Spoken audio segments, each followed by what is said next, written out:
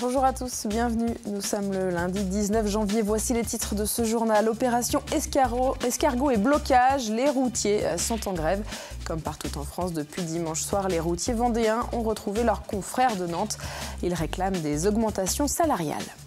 C'est une belle course qui se termine pour nos deux équipages vendéens engagés dans le Dakar. Ils ont franchi la ligne d'arrivée samedi. L'un est 10e, l'autre 28e. Mais chacun a rempli ses objectifs qu'il s'était fixés. Vous l'entendrez. Enfin, le froid n'empêche pas les liens sociaux. La preuve, depuis 9 ans, l'opération Quartier d'hiver réunit les voisins à La Roche-sur-Yon.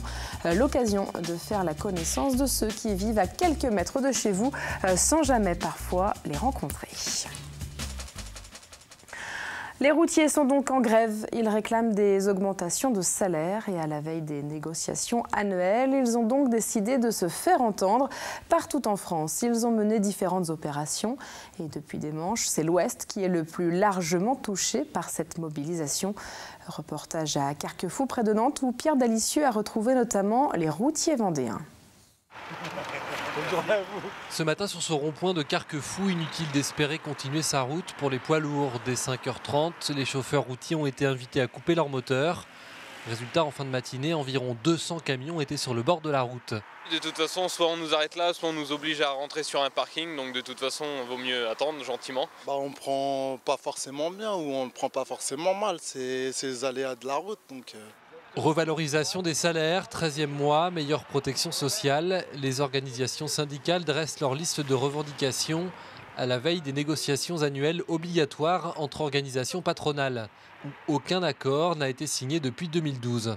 Si on n'est pas entendu, je pense que ça sera des blocages beaucoup plus importants et peut-être beaucoup plus gênants pour beaucoup de monde. Le gasoil n'étant plus une excuse, le CICE étant tombé dans la poche des patrons, la prime écotaxe n'ayant pas été mise en application, les routiers ne comprennent pas qu'on se retrouve encore avec des grilles conventionnelles en dessous du SMIC. Les blocages à Nantes ont été levés en milieu d'après-midi et devraient reprendre demain à Angers, en attendant les résultats des premières négociations. La rentrée scolaire 2015 se prépare. Maintenant, l'Éducation nationale vient d'annoncer une augmentation des effectifs, que ce soit du côté des élèves ou des enseignants. En septembre prochain, le premier degré comptera donc 95 élèves en plus et 13 professeurs des écoles supplémentaires. Dans le second degré, 583 jeunes viendront s'ajouter. Et pour pallier cette augmentation, l'arrivée de 33 professeurs est déjà annoncée par l'Académie de Nantes. Jean-Marie Le Pen était en Vendée. Le président d'honneur du FN était l'invité de l'antenne départementale du Front National. Près de 400 militants se sont déplacés à Aubigny. L'occasion pour nous de revenir sur les propos de Jean-Marie Le Pen sur le mouvement baptisé « Je suis Charlie ». Je ne suis pas Charlie parce que je trouve assez scandaleux et même l'escroquerie politique qui consiste à transformer le mouvement tout à fait sympathique des gens en faveur des victimes d'un crime qui a été commis et de désaveu et de condamnation des gens qui l'ont fait en un mouvement politico-médiatique, commercialo-médiatique qui consiste à faire vendre le contenu politique de Charlie Hebdo, qui est un contenu d'extrême gauche, et à faire vendre aussi le journal à des millions d'exemplaires. Je trouve ça assez choquant, sincèrement. Et dans le même temps, une centaine de personnes a manifesté contre sa venue. Le groupe est resté à l'extérieur de la salle où se trouvait le président d'honneur du FN. Un dispositif de gendarmes a été déployé pour éviter tout débordement, notamment avec les membres de l'Antifa, cette organisation qui s'oppose à l'extrême droite. Dans les rangs, beaucoup étaient simplement présents pour exprimer leur opposition aux idées du Front National. Je suis contre Le Pen, sa politique, etc. Avec les attentats qui se sont passés la semaine dernière, c'est normal que je sois là. Je suis là pour dire non à la haine et oui à la fraternité. Quand il y a eu la marche blanche en mémoire des attentats qu'il y a eu à Paris, il nous a tous traités de Charlot. Donc voilà, Jean-Marie et Charlot. Les Berbères viennent de fêter le passage à la nouvelle année. La communauté ne suit pas le calendrier grégorien. Pour elle, l'année a donc débuté le 12 janvier. Ce week-end, plusieurs centaines de personnes se sont donc réunies au Bourg-sous-la-Roche pour partager un grand repas. Mais cette année, le rassemblement a débuté avec une minute de silence en hommage aux victimes des attentats à Charlie Hebdo. Un hommage d'autant plus symbolique pour cette population qui tente au quotidien de resserrer toujours plus les liens entre les Algériens et les Français. On est un peu triste par tout ce qui se passe dans le monde. On regrette, mais on essaie de prendre la vie par le côté positif. Je suis très content d'être ici ce soir. Je trouve que la mixité culturelle, c'est important. Derrière ça, la notion de vivre ensemble. Donc il est intéressant que l'on puisse se retrouver dans pareilles circonstances. Le Nouvel An berbère, c'est vrai que c'est pour montrer que nous tenons à nos traditions berbères, donc nord-africaines, à nos coutumes, à notre histoire, mais aussi cette soirée sert de support pour tisser des liens d'amitié entre les gens qui sont là ce soir. Comme chaque lundi, on ouvre notre chapitre sport et on débute avec le Dakar. Il s'est terminé samedi. Autant dire que nos deux équipes vendéennes se sont largement illustrées, comme elles l'ont fait d'ailleurs tout au long de la course. Alors Ronan Chabot et Gilles Pillot terminent 10e au classement général et surtout premiers de leur catégorie de roues motrices. Quant à Éric Bernard et Alexandre Vigneault, ils se classent 28e. Une très belle place pour ce binôme qui souhaitait avant tout franchir la ligne d'arrivée. On écoute donc les deux duos, nous les avons joints par téléphone. L'un est encore à Buenos Aires, l'autre est déjà sur le chemin du retour en Espagne. On rentre dans les 10 au général. Il y avait un gros plateau cette année. Il n'y a pas eu il y a peu d'abandon dans les voitures de tête. Voilà, il y a eu une belle bagarre, il y a eu des belles journées. On a eu aussi nos petits soucis de péripéties. Puis on remporte pour la 3e fois en 4 ans la catégorie de roues motrices, qui est de plus en plus âprement disputée. Donc voilà, sentiment du travail bien fait. Déjà on est arrivé. C'est jamais simple. Ça a été un Dakar difficile avec beaucoup de changements de météo, de la pluie. On a eu beaucoup de poussière, beaucoup de chaleur, du froid, de l'altitude. Donc ça a été un Dakar difficile, mais on est au bout et avec une 28e place, une 4e place en 2 roues motrices. Donc c'est plutôt très, très bon. Et au-delà du Dakar, le week-end aura été positif pour de nombreux sportifs vendéens, en tout cas en ring hockey, en basket et en hand féminin. Ces 2 derniers jours ont été synonymes de victoire, la preuve en images. En basket, Chaland, maillot blanc et rouge, recevait Bordeaux sur son parquet. Dès l'entame de match, les hommes de Freddy Massé prennent l'avantage, 24-13 au terme du premier quart-temps. Le second quart-temps est à l'image du premier, Chaland garde l'avantage, même si Bordeaux revient 39-33. Après une belle entame de 3e quart-temps et un écart de près de 15 points, Bordeaux revient petit à petit sur Chaland. 7 points séparent maintenant les deux équipes avant les 10 dernières minutes de jeu. Chaland tient bon et assoit finalement sa domination. Score final 83-71. En ring hockey, la Vendéenne, maillot rouge et noir, poursuit son beau parcours en Ligue des Champions face aux Espagnols de Moritz Vandrel après leur victoire face aux Italiens de Valdagnor. 15e minute, Di Benedetto ouvre le score après le très beau travail d'Edu Fernandez avant de récidiver 3 minutes plus tard. 23e minute, Moritz Vandrel revient à 1 point de l'égalité avant qu'Edu Fernandez, Borja Lopez et Di Benedetto ne marquent, donnant ainsi un avantage considérable aux Vendéens. 5-1 à quelques minutes de la fin du match. Les visiteurs marqueront bien à 2 reprises en toute fin de rencontre, mais c'est une nouvelle fois les Rouges et Noirs qui s'imposent. La prochaine rencontre, c'est Porto en février et le match promet d'être intense. Enfin, du handball national 3 féminine et la très belle victoire des Lyonnaises maillot rouge face à Vierzon. Dès l'entame de match, c'est La Roche qui impose le rythme et qui marque en premier. Dans les premières minutes de jeu, Vierzon a même du mal à ne pas laisser filer La Roche Vendée handball 6-1 après 15 minutes de jeu. Les Lyonnaises ont pris le match à leur avantage et restent continuellement devant au tableau d'affichage. Elles ne seront jamais inquiétées par les Berrichonnes, notamment grâce à leur gardienne très efficace devant son but.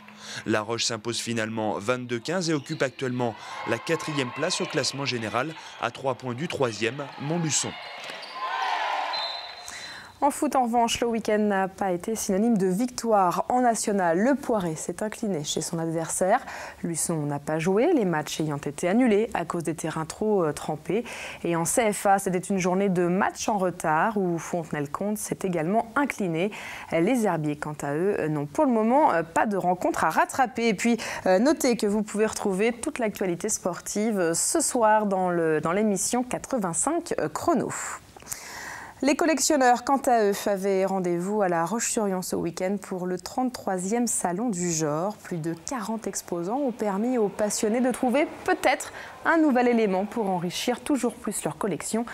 Alors quand on parle de ce passe-temps, on pense bien sûr au timbre, mais vous allez l'entendre, finalement, tout peut être collectionné. Il n'y a pas que des collections de timbres et de cartes postales, puisque c'est un salon multicollection où nous trouvons des livres, des savonnettes, des fèves, de la porcelaine. Enfin, il y a un exposant qui expose des marteaux, voilà. Donc c'est vraiment multicollection. On connaît la fête des voisins l'été, mais elle existe également l'hiver, du moins à La Roche-sur-Yon. L'opération est d'ailleurs baptisée quartier d'hiver.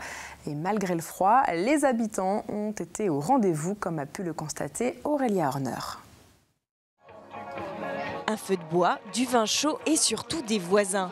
Rien de tel pour se réchauffer au cœur de l'hiver qu'un peu de convivialité.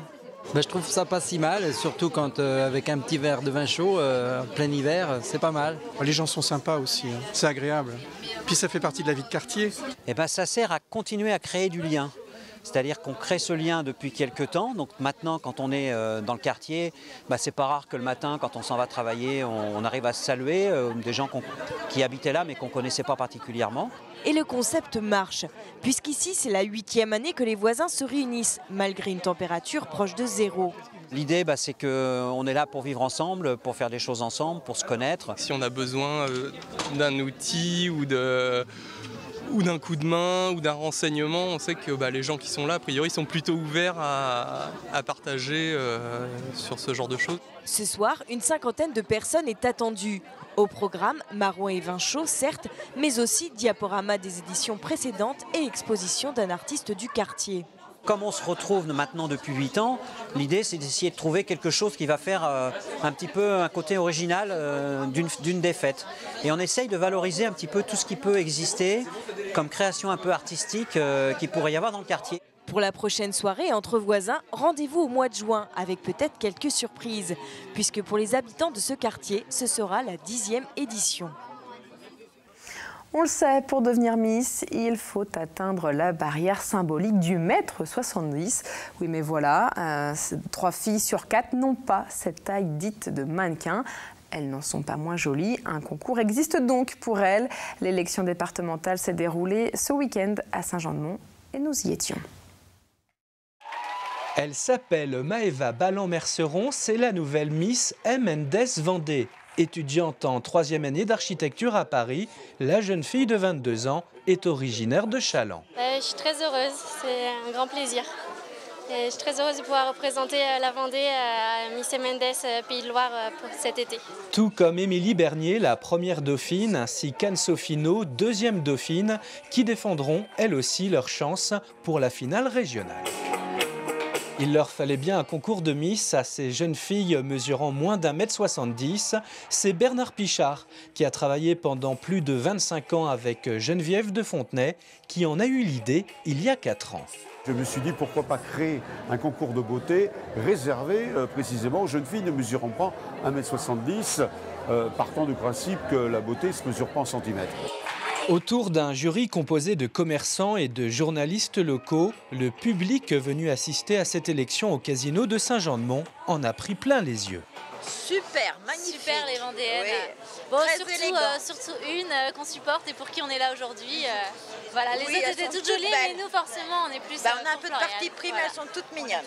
Il y a du choix, hein, elles sont belles. Ah, vraiment jolies, ah, oui, très très jolies.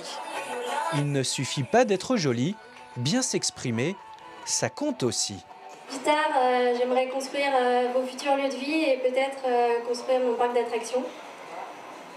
Pendant mes temps libres, je pratique le fitness et le surf. On aura vu les 10 candidates défiler avec des vêtements de créateurs pendant plus de 2 heures. En revanche, pas de maillot de bain au casino de Saint-Jean-de-Mont. La finale régionale se déroulera en Vendée. Ce sera un 8 août à l'hippodrome des Sables d'Olonne. Comme chaque lundi, on découvre à présent les rendez-vous de la semaine. Et demain, mardi, c'est le début des inscriptions pour les études supérieures. Avant même d'avoir le bac, les futurs étudiants doivent donc se rendre sur le site national d'admission. Ils devront alors préciser l'école dans laquelle ils souhaitent poursuivre. Mercredi, la question sur la fin de vie sera au cœur des débats à l'Assemblée nationale. Les députés reviendront notamment sur le droit ou non à l'euthanasie. Mercredi, plus légèrement, ce sera les 16e de finale de la Coupe de France en foot. Le Poiré-sur-Vie se rendra chez son voisin à Bressuire. Alors sur le papier, les Vendéens ont une chance de s'imposer puisque l'équipe évolue 2 divisions au-dessus. Vendredi, la musique classique s'ouvrira au grand public durant 3 jours. La folle journée se tiendra dans plusieurs villes de la région, dont La Roche-sur-Yon, Challans et Fontenay-le-Comte. Et puis enfin, samedi, débutent les portes ouvertes dans les écoles. En Vendée, les centres de formation Esfora, à Forbat ou encore MFR accueilleront le public toute la journée, tout comme l'EGC, l'école de gestion et de commerce de La Roche-sur-Yon. Et avant ça, on va s'intéresser au temps prévu pour demain et le froid s'installe. La journée débutera en effet avec des températures négatives par endroits et elles ne dépasseront pas les 8 degrés. Et les nuages seront encore présents, même si certains peuvent espérer quelques belles éclaircies. Le point complet sur la météo, c'est dans un instant. Quant à nous, on se retrouve demain pour un nouveau journal sur l'actualité vendéenne.